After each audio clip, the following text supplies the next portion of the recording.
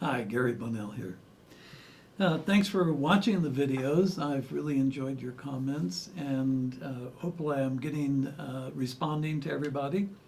Um, the subject I wanted to bring up today is a little bit more of a kind of a deeper dive into the the effect of this shift that we're having. So, as I've said in previous videos, in this transition from duality to unity, and this is 13,000 year cycles, and it's been going on forever. And these shifts really only affect humans. And the reason for that is because of the presence of our eternal soul. So we have a body, a spirit, and an eternal soul. And we're these threefold beings. And we're unlike the rest of life on earth, which has a body and a spirit. And our bodies were bioengineered a long time ago to be able to hold the energy of an eternal soul. An eternal soul is, as we call it, is literally a particle from the mind of our Creator, of the Creator. Gaia's manifest reality is our body and our spirit.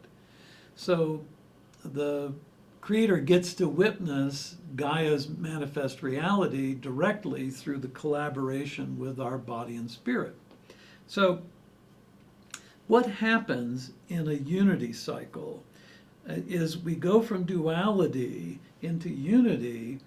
In duality, we are faced with a lot of immutables, meaning events that are placed in timelines by our eternal soul to witness how our body and spirit respond to those immutable events. And each timeline has its own set of immutables, and some might look like past timeline immutables, etc. But for the most part, our eternal soul wants to witness how life responds to circumstances and conditions. And when we go out of a duality cycle where immutables are there and you're going to experience it, and if you are filled with anxiety, stress, judgment, then the outcome of those immutables will be substantially different than if you're open, relaxed, free of bias, etc. When we go into a unity cycle, something happens. And this is an important change. In duality, we have the lower three chakras and the upper three chakras, and the energy of the heart chakra balances the lower body and the upper body, the core centers. And this is important. This allows us compassion and empathy. As we cross that midpoint in the transition from duality to unity back in the 10 years between 2001 and 2011, when we went through that period, we no longer have the heart chakra as a mitigating aspect to our being. What we've got now is the throat chakra that is commanding the energy.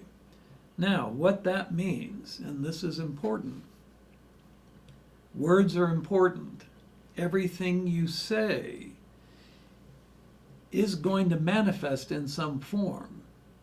Now, we've got we've got a lot of weird stuff happening in the world, and we have a lot of people using this command center to bring about what they want, what is good for them, not necessarily anyone else.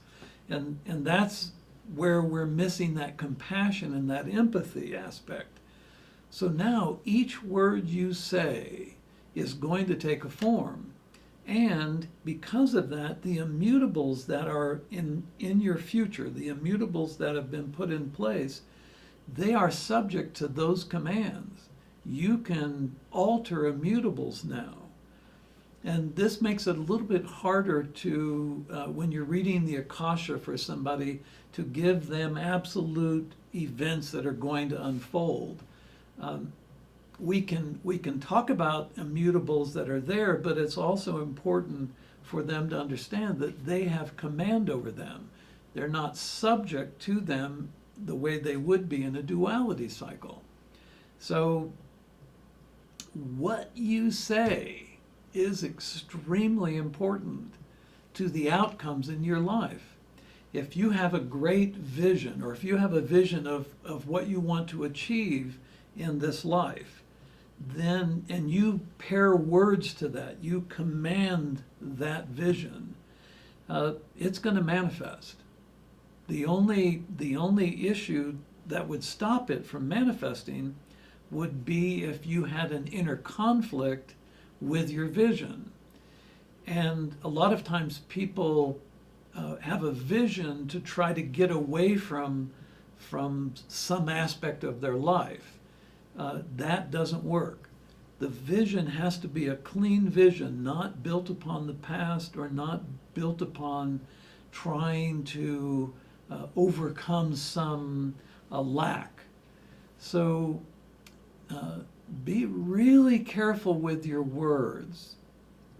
They mean a lot. There is an ancient Japanese idea about the power of words, about how each word has its own sacred energy.